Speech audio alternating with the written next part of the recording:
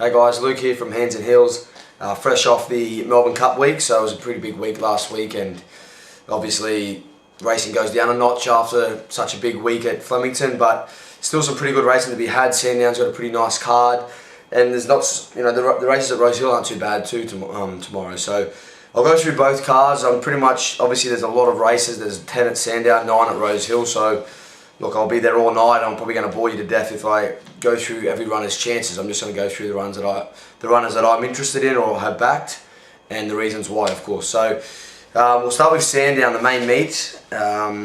Race 1, I'm not interested in. 2-year-old race, too many on debut, so too much guesswork for me. Obviously, Ira Kanji, I'm interested to see how it goes being a Dundeel youngster. I was obviously a fan of It's a Dundeel as a horse, and interested to see how it goes, but you'd expect over 1,000 metres it's going to need further. Longleaf was a good debut winner at Morfettville, comes back home to Melbourne. Did take a while to pick up at Morfettville, so maybe there's a horse that wants further, and I'm not too sure about the rest. So they're runners of interest for me, but no bet in race 1. Race 2, tough race for the 3-year-old fillies. Listed race, you've got the form behind Our Crown Mistress, and the best of those runners was number 3, Luqua, or however you say its name. Issue with Luqua is the barrier 13, so it's probably going to have to go back in the field again. Split Lip, I think, is probably done for the preparation. It's going to be 6th up now as a 3-year-old filly, and last start was a little bit disappointing, so probably going to oppose it.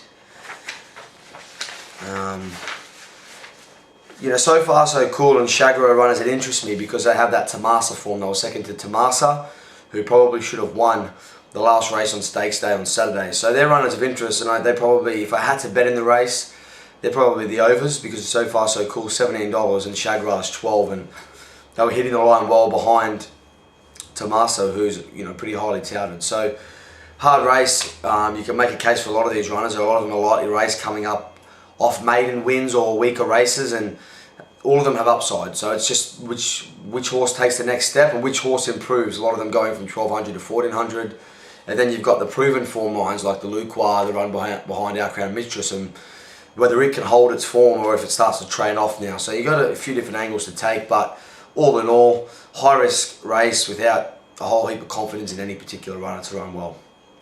Race 3, Sandown Cup. Pretty disappointing, small field, 6 horses now with a couple of scratchings. Got it down to a 3-horse race. Gaelic Chieftain, Fanatic and Squawkadelic. No surprises there, the top 3 in the market. I'm going to oppose Gaelic Chieftain. Not that I don't think it can win, I think at the price, it's unproven at 3,200 metres.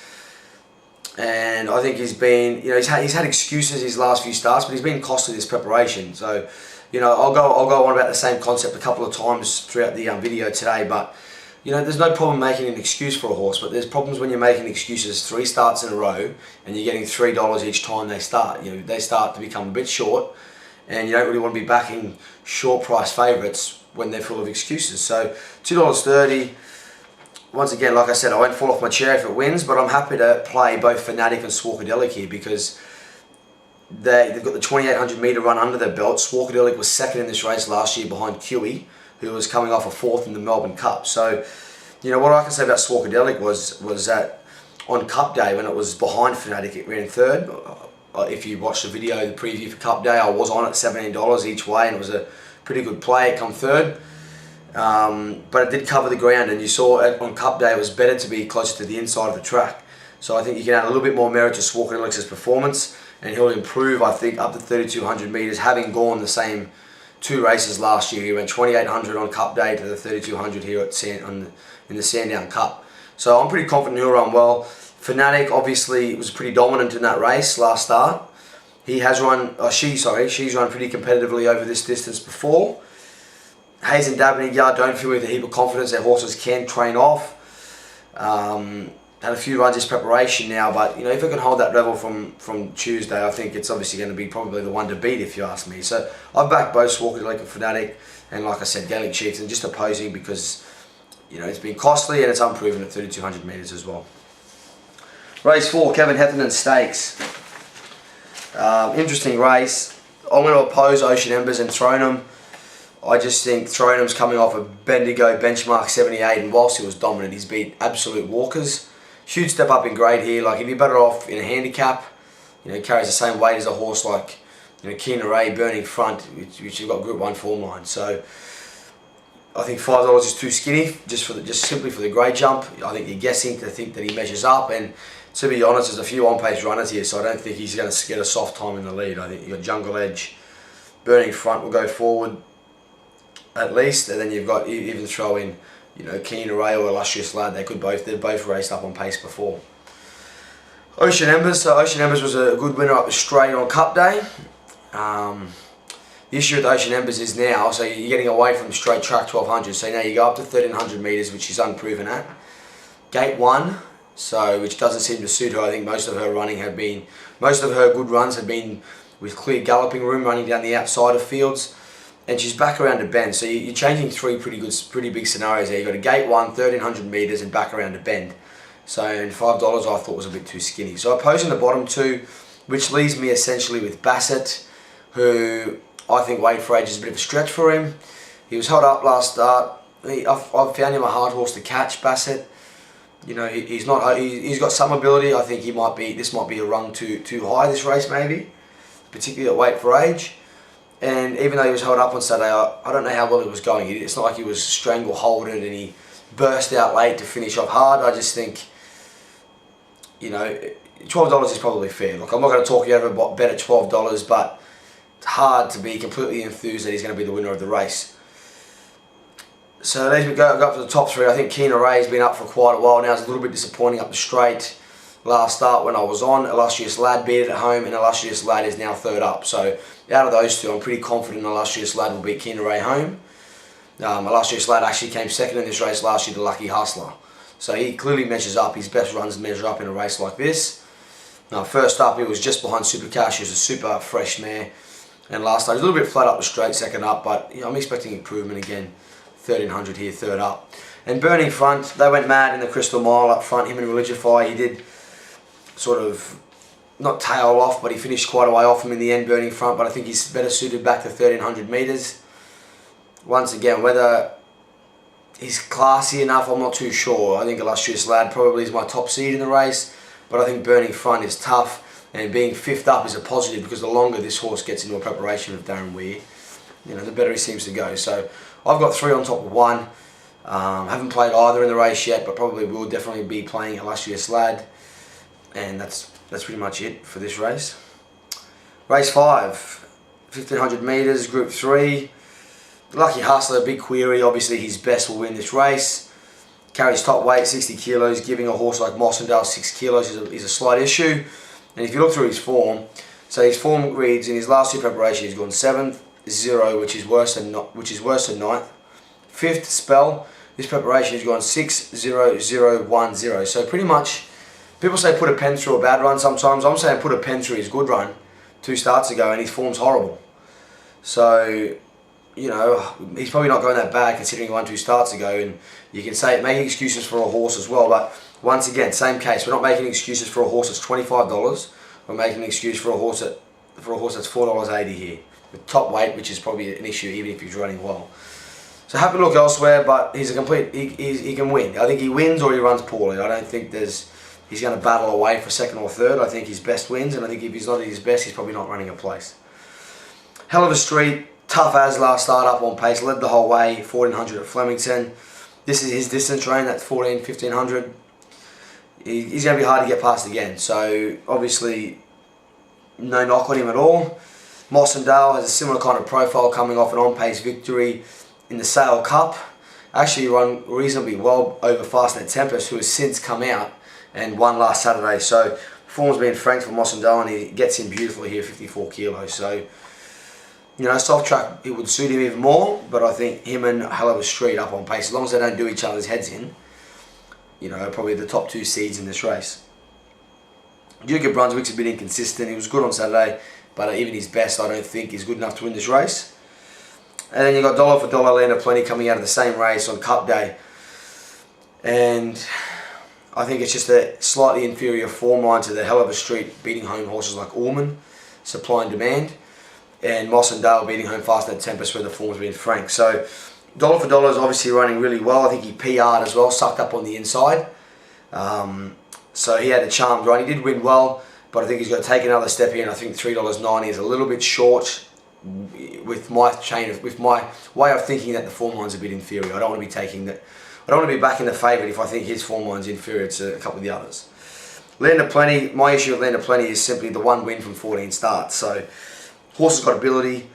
You know, he might even be suited in this race with the small field and, you know, a few designated long pace runners. He might be able to run into the race. But yeah, hard for me to get my chips in on him with 1 from 14 wins. So one with me, haven't played a play yet, and probably leaning to Hell of a Street and Moss and Dale as my 2 plays in the race. Race 6, we've got the 1,000 metres listed race. I think Darren needs wet, not going well enough. Gun Case obviously is a very good chance. He's running super well. He ran well at Moonee Valley last start with 60 kilos, 3 wide, no cover. You know, the trend of the day was better to be closer to the inside, so that run I'm giving extra credit towards. And I thought $6 he opened up here was a pretty good price based off his last start run. And he's got Sandown form and he loves the 1,000 metres. So he's obviously right in the mix and ticks a lot of boxes. Crystal Dreamer, clearly going to be most people's top pick here and obviously deserves to be favourite, because the second behind Ball of Muscle. So Ball of Muscle was pretty dominant on Thursday on Oaks Day, and you actually look at this preparation and Ball of Muscle has not been far behind Redzel, who is the best sprinter in the land now, whether you want to argue about runs in transit and luck and things like that. Redzel's got enough runs on the board in the last 12 months to say he's the best sprinter in Australia. So obviously that form line with Crystal Dreamer, with the Ball of Muscle form, is very strong. Good gait and jockey, track and distance form as well. So he's a box ticker. My question with Crystal Dreamer is, can he string 2 together? Because before his run on Thursday, his form was quite average. So how much credit, obviously you want to give the most credit to their latest run, but how much credit do you take away the fact that the leading runs before that were poor? Late Como can't back. I just thought, you know, she's a straight track horse that performed well first up, and she failed to do that last start. She failed to perform up the straight. Rock and Gold should be in the mix. He's obviously a pretty good 1,000 metre horse. I think you'll find either Crystal Dreamer or Gun Case better than him. Concealer's in the same boat as Crystal Dreamer in the sense that it's hard to trust. She obviously ran well up the straight last start behind Savannah Amor and Lyuba. Not too bad a form line. Barrier 1 doesn't seem to strike me as a gate that will suit her, because I think she's a horse that needs a bit of galloping room. Happy to be proven wrong though. And I don't think there's that much else in the race. Nick Felberg is well found enough. He was pretty heavily backed first up. It was completely unlucky, but I think $7 is pretty short for him in this field. So I've got number 2 and 3 as my top picks, which are Gun Case and Crystal Dreamer. Race 7, Zipping Classic, and you've got a couple of Melbourne Cup runners here over 2,400 metres. So Almandon, and it's pretty clear that he would easily win this race if he was at his best. He is suited by the weight for 8 scale, because now instead of giving Big Duke 3.5 kilos, they meet at the same weights. Problem with Almandon, his last 2 runs have been poor. So you can talk about being a bit wide with Frankie Dettori on in the Cup.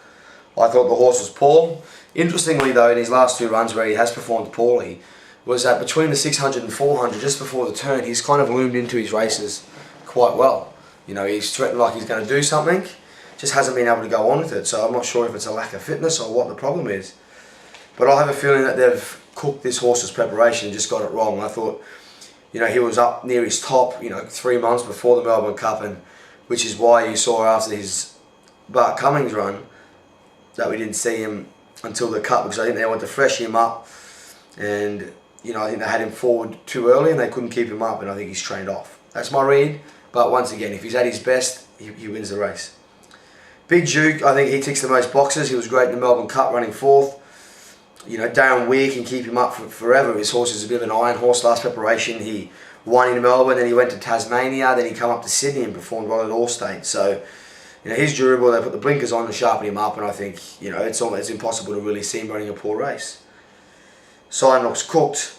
So Sabon, if there's a word for ultra cooked, he's charcoal. I mean, the horse is running again 3 weeks in a row like I did earlier in this preparation. So his preparation's gone 1,000, 1,100, 1,200, 1,400, scratch from the 1,600 metre Group 1 handicap because of the wide barrier, which the wide barrier subsequently run 1, 2, 3. And then he's gone 1,600 again, and then he's gone 2,000, 1 week back up 2,400. So hard to see the horse peaking because he's been up for quite a while. Taj Mahal, obviously a good run last week in the Emirates race or the Stakes race, whatever it's called. They call it these days. Used to be called the McKinnon. So not far behind horses like Toast and Stardom, Happy Clapper, who reached pretty good form for a race like this. My query with the Taj Mahal is he's only had 1 win from 18 starts. Has to become a bit of a question mark. And the 1 week back up and 2,400 metres. So 1 week back up, I think he's had 1 go on the 1 week back up, and he didn't run so well. And I think over 2,400 metres, he's had 1 run and didn't perform so well as well. But there could be other factors at play. I'm not saying he doesn't handle a week back up or 2,400. I'm just saying you've got to take that tread with a bit of caution when taking Taj Mahal. And we're getting 390 with a few question marks there, so I'm just questioning whether that's value. So I'll back Big Duke in the race. I'm probably not looking to say, just happy to let it ride on Big Duke. With the quality, I don't know whether to. I'll probably include our man over the Taj Mahal because I love the stance that if our man is not right, which I don't think he will be, Big Duke's the winner of the race, and I think if our man is right, it wins the race. So quality, I'll probably be playing Big Duke and our man. Race 8, Sandown Guineas, 1,600 metres. So we've got, I'm quite keen on Snitzer Peg and Bo Guest here, particularly Snitzer Peg. I think the Carbine Club form is going to be strong for a race like this. Both of them ran on well from the back of the field on a day where a lot of the runners didn't do that, and I think Snitzer Peg, the advantage he has over Bo Guest is that he's got the ability to race forward, and he should have raced forward last start. Craig Williams rode him back, and for someone who backed him, myself, I was pretty pissed off that he was back near last, but he still worked home really well against his normal racing pattern. So I think that's his advantage over Bo Guest, and I think Bo Guest will get back, but ran a very good race in the Carbine Club, so I think that's the top form reference. Black Sail is the other one of interest. Ran well on Thursday, over 1,800 metres. 3 wide, no cover on pace, only pipped by Ortu Hoying. So he gets blinkers here, Black Sail, and he comes back to 1,600 metres. He's going to be mapping just behind the pace. I think he maps beautifully. Thought at $8, I think each way, it's hard not to see him being competitive or running at least top 4 or 5, hoping for a top 3 obviously if you're on for the place. So he's in the mix as well. Villamont has actually been well backed, so I think he's in about $5.50 now. SP favourite over Black Sail when they met a couple of starts ago. Well, it was Villamont's last start, Black Sail 2 starts ago. So, on face value, Villamont was disappointing as an even money favourite. But he was by far the best of the on paces. It was set up for the swoopers, and I think the punters have come out and recognised that because they've come for him here in this race. So for the race, I've got Snitzer Peg on top. Bo Jess will probably be my second pick, and then I've got Black Sail and Villamont next. So that's the way I'm playing the race. I think Icon of Dubai is a little bit overrated.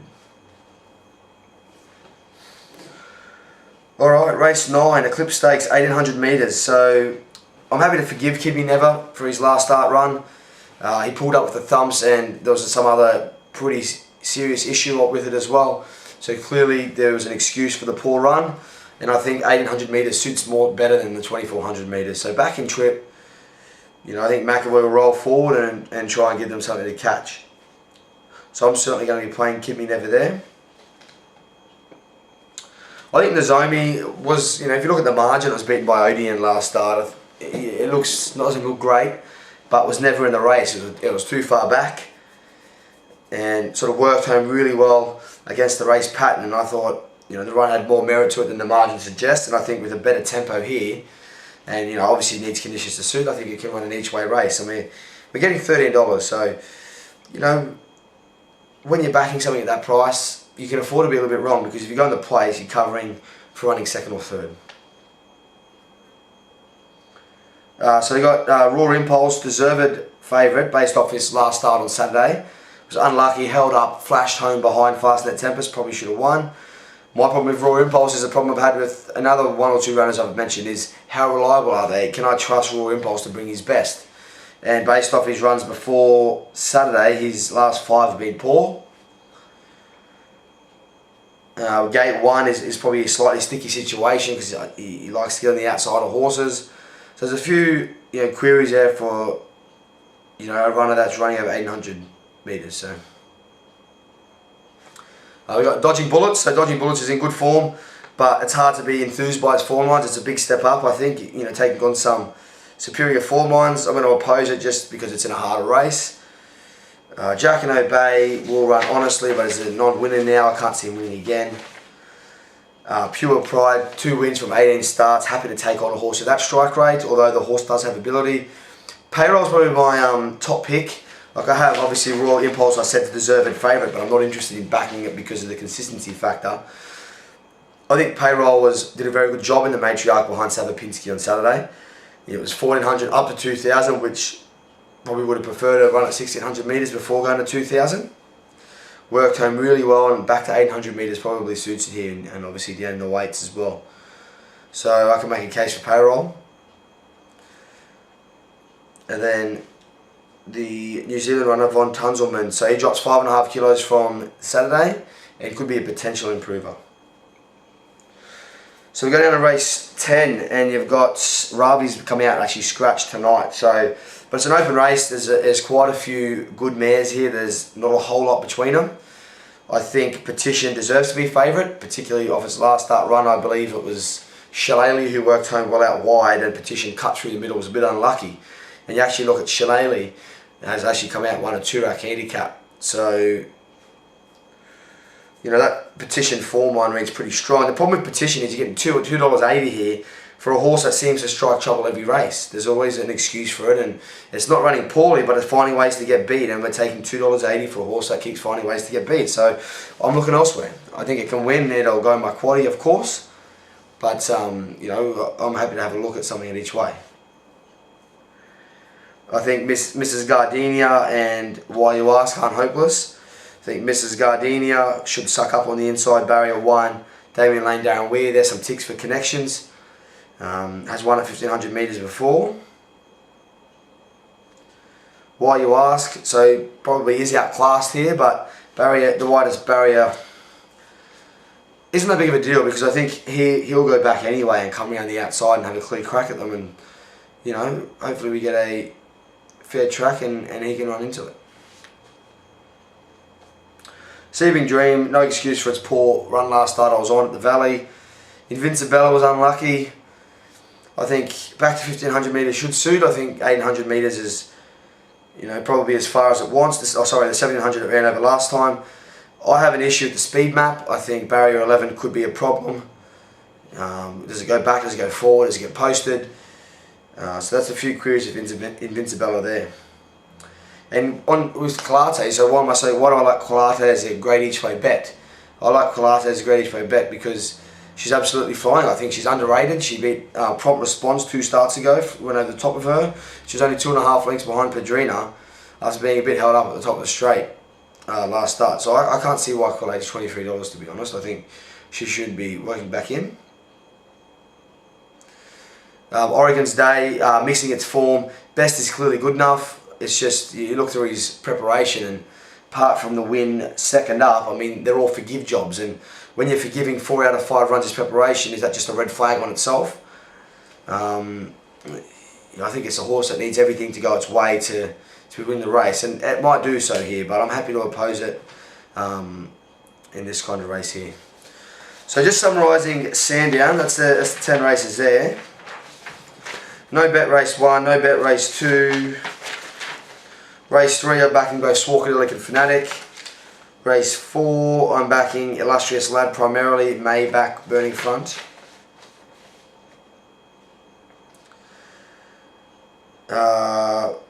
Next race we've got is race 5. I'm interested in Hell of a Street and Mossendale. Haven't backed either yet, but they're the 2 ones I'll be interested in backing.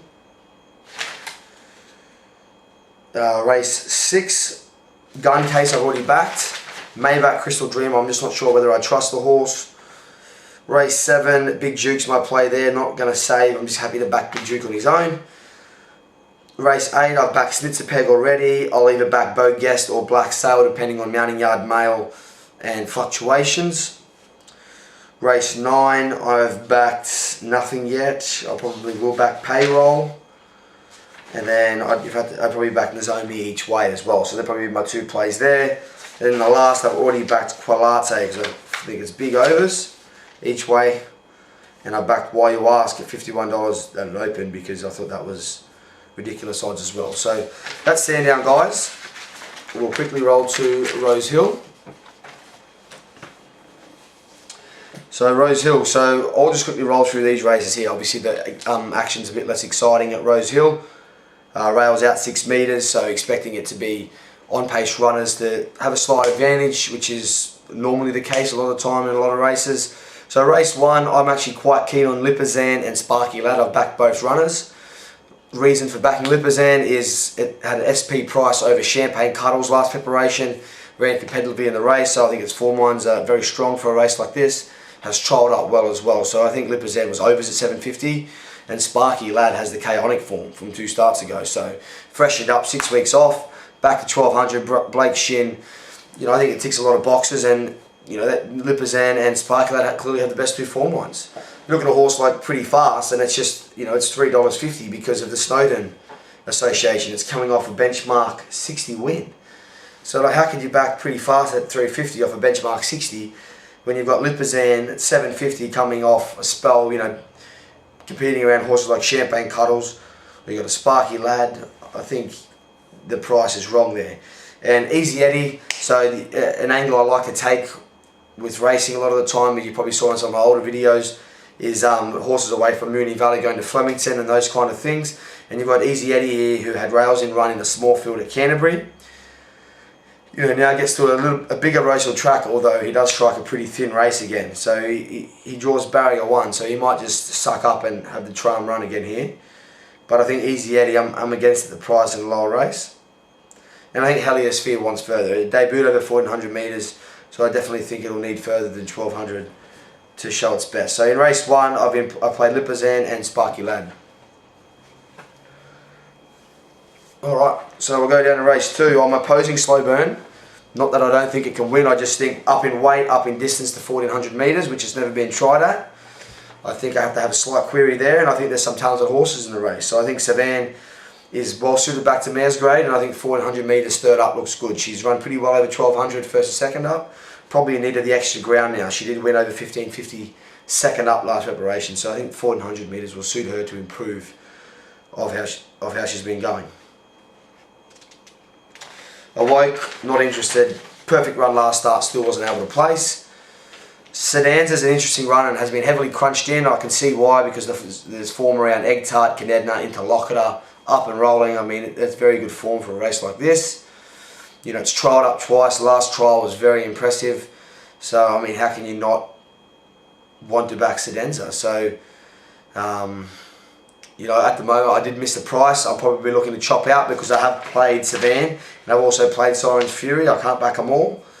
But I'll either have a bet on Sedanza if it gets out of it tomorrow, or I'll try and save on it. Siren's Fury, I think, has had 2 buys, first and second up. Just been sent around, you know, he'd been cut up, hasn't been pushed out properly. He still hasn't been far away, and I think, you know, ready to win third up here. So, yeah, so I think Siren's Fury is on top for me. And from Savan and Sedanza, I think they're, you know, my top 3 selections in the race. Slow Burn's obviously in the mix, but I can oppose it at the price. I definitely would prefer to back either of those 3 over Slow Burn. Race 3. Only 3 numbers I'm interested in. This is a 2000 metre race. So Collateral, Cars Off, and Improvido. Improvido, least likely runner of interest because I think it's a cat. It's had 1 win from 10 starts, and I believe its win was on debut. So, you know, hard to back this horse to win, and this is another one we keep making excuses for, and it keeps coming up $3.50, $4, and, you know, hasn't been able to get the job done for whatever reason. So, Improvido's obviously in the mix. His form lines are pretty good for this, but he doesn't seem to be able to close out a race. Cars Off, despite getting Cathy off and England on, I think had the perfect run last start. You know, Lord Kingsley went straight past it. Did knuckle down for the fight, which I'll give her credit for, and did win a bob. So I think Cars Off, whilst he's a capable horse and has a nice turn of foot, I think he's certainly well found enough anyway, and hard to be completely confident on him. I think, he couldn't have went any better last start. Collateral, he seemed to return well because his first up run was very good. He flashed home over 1400 last start. He was a big drifter. I think he could have been $4 out to $11 or something like that. So the market obviously knew he wasn't right, whatever the reason was. He ran poorly last start, but I think third up here, back up to 2,000 metres. Just got to trust that the horse is right, otherwise you'd think they wouldn't be running him. So obviously being advantaged by wet track, probably won't get it, but I think maybe he'd be my leaning for an each way play because I do like my each way odds. And going to slightly oppose Ipavito, and we'll see how Karsov sort of goes. Race 4, Highway, no interest in the race, not a fan of the highways. Race 5, 1400 metres. I like Test of Shadow. I've had a small play. I just like the setup. It's had the same sort of trial lead-ups as it did to its first up run last preparation. Its first up run last preparation, it won a Magic Millions race, being a pretty hot field, and I remember it was really long odds. So I think Test of Shadow, I think, the way I look at his form guide and his trials, I think they're potentially setting him up to be very forward, and I think $9 is a pretty good price. I have Kabaza Devaka and First Hand, obviously right in the mix. I thought they were both a bit too short though compared to Test of Shadow. Kabaza Devaka is starting to build up a handy record. Second up is a big tick. It's been running well. The query about it is staying at the same distance. So you think maybe it might need 1600, even 1800 now.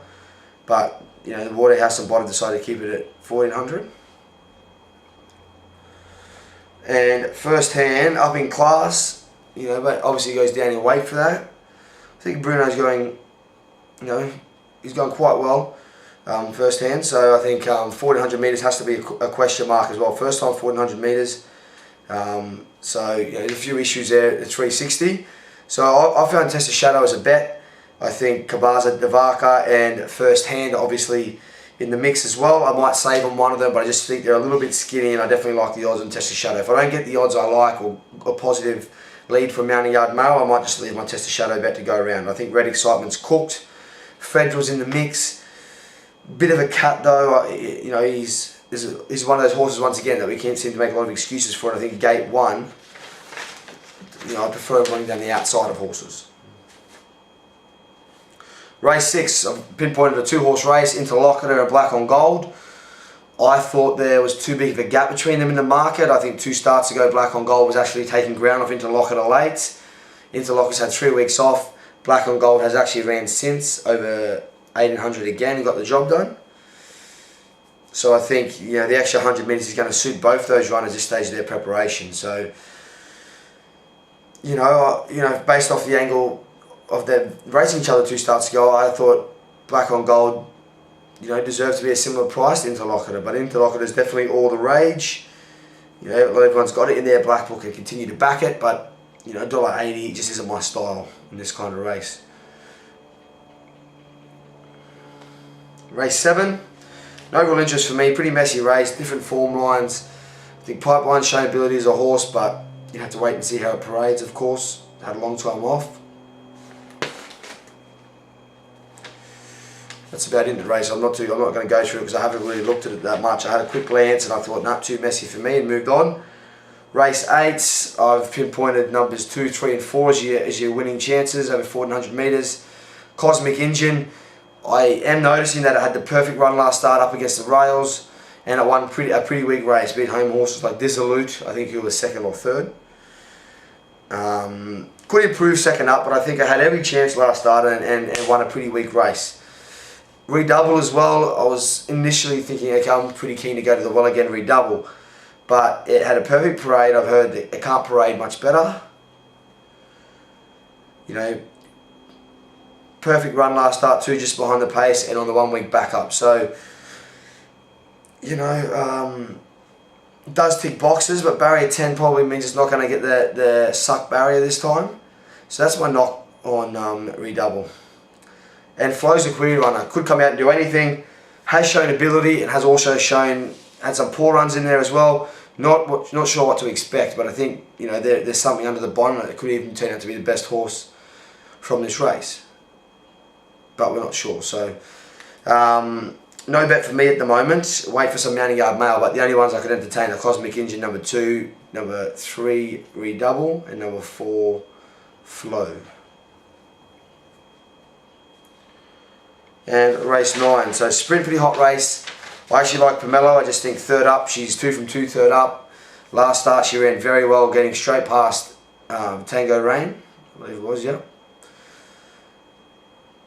You know, gate 4, J4, down in weight as well. I think it ticks a lot of boxes, does Pomelo. So my top pick. Second in the race, pretty open. Probably Kadiro. I think Kadiro is one that can run quite well at double figure odds, because I think it sets up off a 750 metre trial. You got to remember the last preparation. It flashed home like first up over, I think it could have been 1100 as well. And he beat home Badajoz and the Monstar that day, and the form has been franked by those horses running in some pretty strong company. So they could have found the trick there. Kadiro running well fresh. So my second pick. I like Kinshachi's a mare, but I'm not a fan back in distance to 1100 metres. And I think Tango Rain's probably cooked. Tango Rain has been up for quite a while. Last start was probably its worst run this preparation, even though it was hot. So that's Tango Rain there. And then you got Tactical Advantage and Glenelg, the 4-year-olds, and I'm not too sure where they're at. Glenelg's trials haven't been as great this time around, but it has run fourth at its 4th career start only to Russian Revolution and Red Zell. So that's pretty good form if you can bring that. Just a query on his trials. And Tactical Advantage actually gave I think it was over 3.5 kilos to,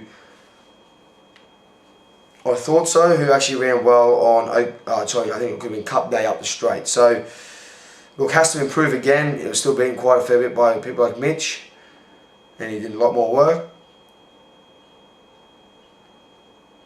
But, you know, so I think Tactical Advantage could improve down in the weights here, down, you know, 6 kilos down in weight. You know, soft barrier can be a big improver, but I think you're getting 550 and you're getting 420 Glenelg. So I think, you know, they're query runners. They could do anything, but it's hard to back them with confidence. I'd much rather back Pomelo at $4.20, because I think it's, you know, I'm pretty confident to run well third up, you know, coming off a good launch pad win last start. So just running through the Rosehill card again of my bets. I've backed Lipazan and Sparky Lad in race 1. Race 2, I've backed Savan and Siren's Fury. I'm probably going to look to chop out on Sedanza because I'm scared stiff of it. Unless I get $5 or more, I'll look to make a profit off all 3 winning. Race 3, interested in Collateral, Karsov or Improvido. Probably mainly Collateral. Karsov will be my second pick.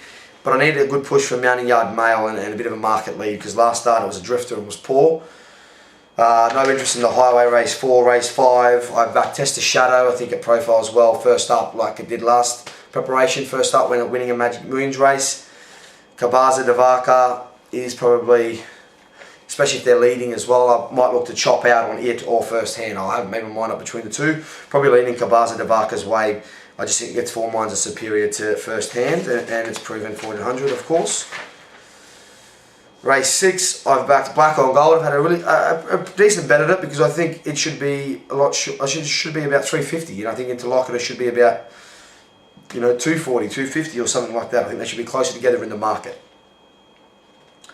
Race 7, no real interest from me. It's a race that I have pretty much no idea on. Different form lines, different angles. First up runners, we'll leave it alone. Race 8, interested in Cosmic Engine, Redouble or Flow. We'll wait for a mounting yard lead for that one. If I had to think now, I'd probably be leaning towards Redouble or Flow. I just think Cosmic Engine PR'd last start. Probably doesn't get the same favours again this time round. And then in race 9, I haven't backed anything, but I'll be leaning towards Pomelo, and then Kendiro would be my second pick each way. I just swooping run. If I can reproduce what I did first up last preparation, obviously in with a really good chance. So that's it, guys.